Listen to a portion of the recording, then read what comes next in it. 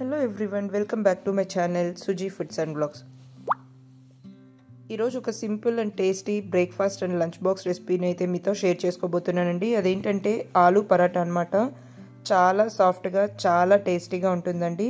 పిల్లల నుంచి పెద్దవాళ్ళ వరకు అందరూ బాగా ఇష్టంగా తినే ఒక బ్రేక్ఫాస్ట్ రెసిపీ అని చెప్పచ్చు. ముందుగా ప్రెషర్ కుక్కర్లోకి అయితే ఇలా 4 బంగాళదుంపలను అయితే తీసుకున్నానండి నేను.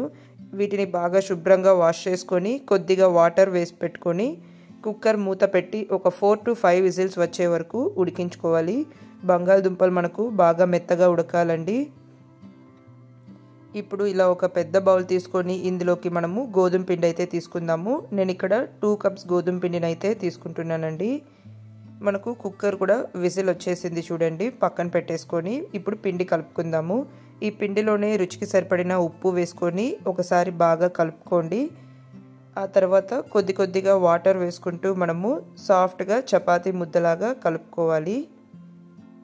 మరీ సాఫ్ట్గా కాదు, అలానే మరీ హార్డ్గా కాదండి. కొద్దిగా వాటర్ వేసుకొని ఇలా మీడియం కన్సిస్టెన్సీలో అయితే కలుపుకోవాలి.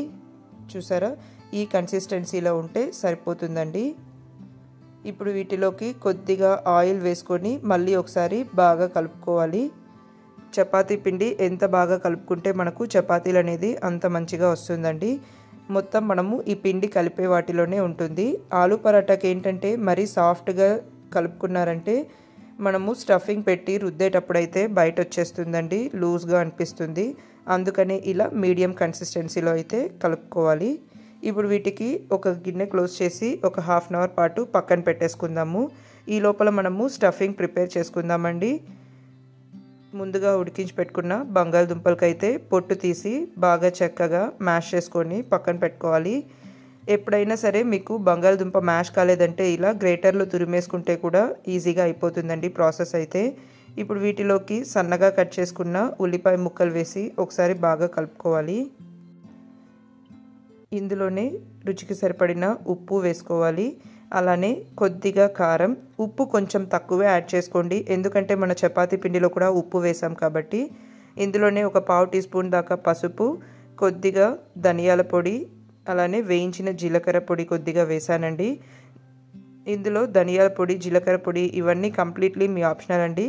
అలానే కొద్దిగా చాట్ మసాలా కూడా వేసుకొని ఒకసారి బాగా మిక్స్ చేసుకోవాలి. చాట్ మసాలా కూడా మీ ఆప్షనల్ అండి, నేను జస్ట్ ఫ్లేవర్ కోసం మాత్రమే వేశాను. ఇప్పుడు వీటన్నిటిని ఒకసారి బాగా కలుపుకోవాలి. స్టఫింగ్ మనకు రెడీ అయిపోయిందండి. ఇందులో కొత్తిమీర కూడా వేసుకోవచ్చండి. మీరు కారం కోసం పచ్చిమిర్చి అయినా కూడా యాడ్ చేసుకోవచ్చు. ఇప్పుడు మనము పిండిని అయితే కలుపుకున్నాం కదండి, అది చక్కగా నానిపోయింది కదా. ఇప్పుడు మనం వీటిని చిన్న బాల్స్గా అయితే చేసుకోవాలి. పిండి ఇలా ఒకసారి బాగా నీట్ చేసుకొని కొద్దిగా పిండి ముద్దలను అయితే తీసుకొని ఇలా రౌండ్గా అయితే చేసుకోండి. మనకు చపాతీ ఏ సైజులో కావాలంటే ఆ సైజులోకి అయితే తీసుకొని ఇలా కొద్దిగా పొడిపిండిలోకి అయితే డిప్ చేసుకొని చపాతీలాగా రోల్ చేసుకోవాలండి. నేను ఇక్కడ మీకు 2 విధాలుగా చూపిస్తాను ఆలూ పరాటా ఎలా చేయాలని. ఫస్ట్ మెథడ్ అయితే ఇలా చపాతీని నార్మల్గా రోల్ చేసుకుంటాం కదండి, అలానే కొంచెం మందంగా రోల్ చేసుకున్న తర్వాత ముందుగా మనం ప్రిపేర్ చేసుకున్న స్టఫింగ్ని అయితే ఇలా బాల్ లాగా పెట్టేసుకొని క్లోజ్ చేసుకోవాలి. ఈ 2 మెథడ్స్లో మీకు ఏది ఈజీ అనిపిస్తే వాటిలో చేసుకోవచ్చండి. ఇలా మొత్తం ఈ స్టఫింగ్ మొత్తాన్ని చక్కగా క్లోజ్ చేసుకోవాలి. స్టఫింగ్ బయట రాకుండా లోపలికి పెట్టి బాగా క్లోజ్ చేసుకోవాలండి. క్లోజ్ చేసుకున్న తర్వాత మళ్ళీ ఒకసారి ఇలా ప్రెస్ చేసుకొని మళ్ళీ పొడిపిండి వేసుకొని వీటిని మనము రోల్ చేసుకోవాలి. ఇలా ఒకసారి స్ప్రెడ్ చేసుకున్నారంటే చపాతీ మొత్తం స్టఫింగ్ అనేది స్ప్రెడ్ అవుతుందండి. అందుకని ఇలా ఒకసారి ప్రెస్ చేసుకొని తర్వాత పొడిపిండిని అయితే చల్లుకొని స్లోగా రుద్దుకోవాలండి.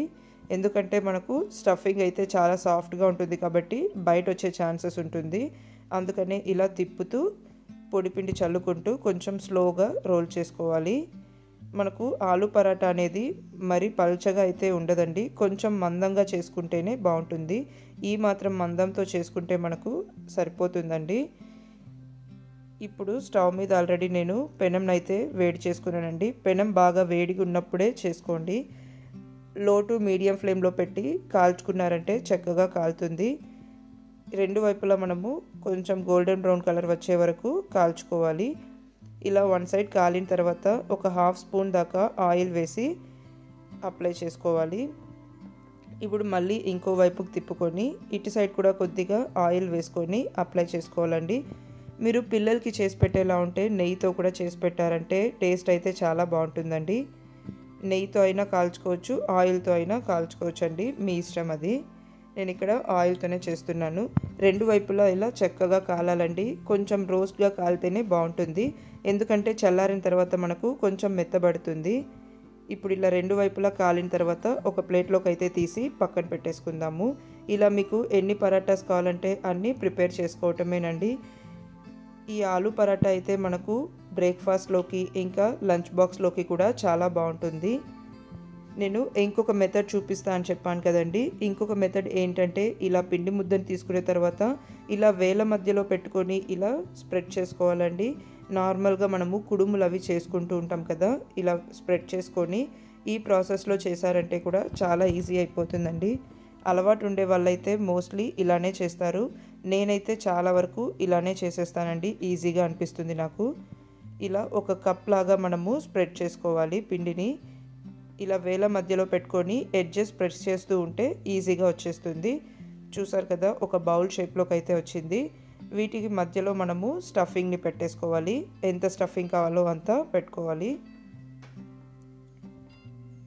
స్టఫింగ్ అయితే ఎక్కువ పెట్టుకుంటే బాగుంటుందండి టేస్ట్. ఇక్కడ నేను ఒక 1 స్పూన్ దాకా స్టఫింగ్ అయితే పెట్టుకుంటున్నాను. మీరు రౌండ్గా బాల్ లాగా కూడా చేసి పెట్టుకోవచ్చు. ఇప్పుడు మనం వీటిని చక్కగా క్లోజ్ చేసుకోవాలండి.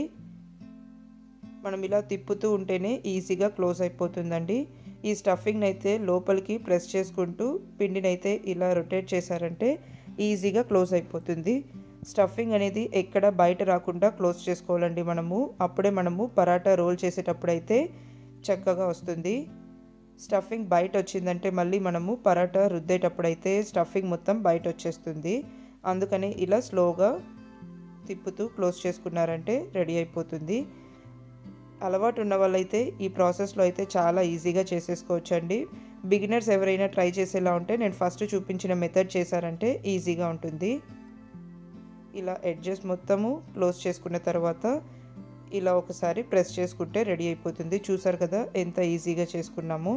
ఇప్పుడు వీటికి మనము పొడిపిండి చల్లుకొని నార్మల్గా ఇంతకుముందు మనము పరాటా రుద్దినట్టే చేసుకుంటే రెడీ అయిపోతుందండి. చూసారు కదా ఎంత సింపుల్ ప్రాసెస్ అని. ఆలు పరాటా అయితే చాలా టేస్టీగా ఉంటుందండి. ఇక్కడ ఆలు పరాటాకి అయితే నేను కొంచెం చట్నీ చేసుకున్నానండి. ఈ ఆలు పరాటాకి అయితే ఏ సైడ్ డిష్ లేకుండా కూడా తినేయచ్చు, లేకుంటే ఇలా కమ్మని పెరుగుతో కూడా సర్వ్ చేసుకోవచ్చు అండి.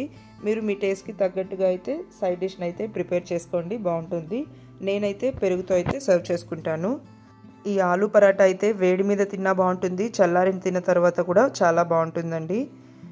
బ్రేక్ఫాస్ట్లోకి అలానే లంచ్ బాక్స్లోకి కూడా ఇవ్వచ్చు, చాలా టేస్టీగా ఉంటుంది. సో తప్పకుండా ట్రై చేయండి. వీడియో నచ్చినట్లయితే లైక్ చేయండి, మీ ఫ్రెండ్స్ అండ్ ఫ్యామిలీతో కూడా షేర్ చేసుకొని ఛానల్ని అయితే సబ్స్క్రైబ్ చేసుకోండి. మన ఛానల్లో ఇలాంటి సింపుల్ అండ్ టేస్టీ రెసిపీస్ అయితే ఉన్నాయి, చూసి ట్రై చేయండి. అలానే లంచ్ బాక్స్ రెసిపీస్ కూడా చాలా ఉన్నాయండి, తప్పకుండా ట్రై చేయండి. Thank you for watching.